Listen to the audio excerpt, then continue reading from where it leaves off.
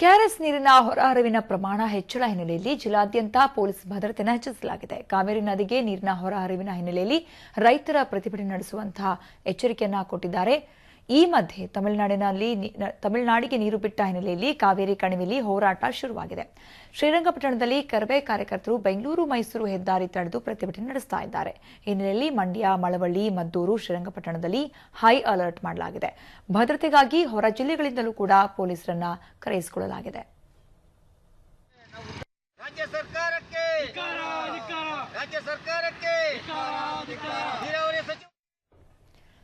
ಬನ್ನಿ ಕುರಿತಂತೆ ಇನ್ನಷ್ಟು ಮಾಹಿತಿಯನ್ನ ಕೊಡ್ತಾರೆ ನಮ್ಮ ಪ್ರತಿನಿಧಿ ಯತೀಶ್.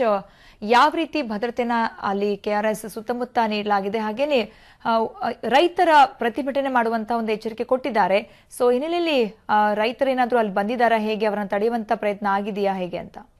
ಸತ್ಯ ಏನಂತ ಹೇಳಿದ್ರೆ ಈಗಾಗಲೇ ಒಂದು ಪೊಲೀಸ್ ಅವರು ಕೂಡ ಒಂದು ಕೆಆರ್ಎಸ್ ಬಿಗಿ ಭದ್ರತೆಯನ್ನ ಏರ್ಪಡಿಸಿದ್ದಾರೆ. ಯಾಕೆಂತ ಹೇಳಿದ್ರೆ ಒಂದ್ ಕಡೆ ಕಾವೇರಿ ನೀರಿನ ಪ್ರಮಾಣ ಏನು ಹೆಚ್ಚಳ ಆಯಿತು, ಒಳಹರಿವಿನ ಪ್ರಮಾಣಕ್ಕೆ ಅನುಗುಣವಾಗಿ ಹೊರಹರಿವನ್ನು ಕೂಡ ಹೆಚ್ಚಳ ಮಾಡಲಾಗಿದೆ. ಅಂದ್ರೆ ಇದು ಕಾವೇರಿ ನೀರು ಒಂದು ತಮಿಳುನಾಡಿಗೆ ಹೋಗ್ತಾ ಇದೆ ಅನ್ನೋ ಒಂದು ಗುಮಾನ್ ಹಿನ್ನೆಲೆಯಲ್ಲಿ ರೈತರು ಕೂಡ ಒಂದು ಪ್ರತಿಭಟನೆಯನ್ನ ಮಾಡಕ್ಕೆ ಮುಂದಾಗಿದ್ದಾರೆ. ಹಾಗಾಗಿ ಏನು ಕೆಆರ್ಎಸ್ ಸುತ್ತಮುತ್ತ ಒಂದು ಬಿಗಿ ಪೊಲೀಸ್ ಪಹರೆಯನ್ನು ನೇಮಕ ಮಾಡಲಾಗಿದೆ. ಅದ್ರ ಜೊತೆಗೆ CSISF ಆಗಿರ್ಬೋದು, ಮತ್ತೆ ಆಗ ಏನು KSRP ಪೊಲೀಸ್ ಆಗಿರ್ಬೋದು ಮತ್ತು DR ಪೊಲೀಸ್ ಆಗಿರ್ಬೋದು, ಇವರೆಲ್ಲರೂ ಕೂಡ ಒಂದು ಪಹರೆಯನ್ನು ಏರ್ಪಡಿಸಿದ್ದಾರೆ. ಅದ್ರ ಜೊತೆಗೆ ಮಂಡ್ಯ ಜಿಲ್ಲೆ SP ರಾಧಿಕಾ ಅವರು ಕೂಡ ಅಲ್ಲೇ ಒಂದು ಮೊಕ್ಕಮ್ಮನ್ನ ಹೂಡಿದ್ದಾರೆ. ಮತ್ತೊಂದ್ ಕಡೆ ಶ್ರೀರಂಗಪಟ್ಟಣ ಆಗಿರ್ಬೋದು ಮತ್ತೆ ಮಂಡ್ಯ ಆಗಿರ್ಬೋದು, ಮದ್ದೂರು ಆಗಿರ್ಬೋದು, ಇಲ್ಲೂ ಕೂಡ ಒಂದು ರೈತರು ಒಂದು ಪ್ರತಿಭಟನೆಯನ್ನ ಪ್ರಾರಂಭ ಮಾಡಿದ್ರೆ. ಅದ್ರ ಜೊತೆಗೆ ಕಾವೇರಿ ನೀರಾವರಿ ನಿಗಮದ ಕಚೇರಿ ಏನಿದೆ ಮಂಡ್ಯದಲ್ಲಿ, ಅಲ್ಲಿಗೂ ಕೂಡ ಒಂದು ಮುತ್ತಿಗೆ ಪ್ರತಿಭಟನೆಯನ್ನ ಮಾಡ್ತಾರೆ. ಒಟ್ಟಾರೆ ಏನಂತ ಹೇಳಿದ್ರೆ ಒಂದ್ ಕಡೆ ಕಾವೇರಿ ಏನು ಕೆಆರ್ಎಸ್ ನಿಂದ ಒಂದು ಹೊರ ಹರಿವಿನ ಪ್ರಮಾಣ ಹೆಚ್ಚಳ ಆಗಿದೆ, ಒಂದು 2000 ಕ್ಯೂಸೆಕ್ ನೀರಿನ ಪ್ರಮಾಣ ಹೆಚ್ಚಳ ಮಾಡಲಾಗಿದೆ. ಹಾಗಾಗಿ ಎಲ್ಲಾ ಕಡೆನೂ ಕೂಡ ಒಂದು ರೈತರು ಒಂದು ಪ್ರತಿಭಟನೆಗೆ ಇಳಿದಿದ್ದಾರೆ ಅಂತ ಹೇಳ್ಬೋದು.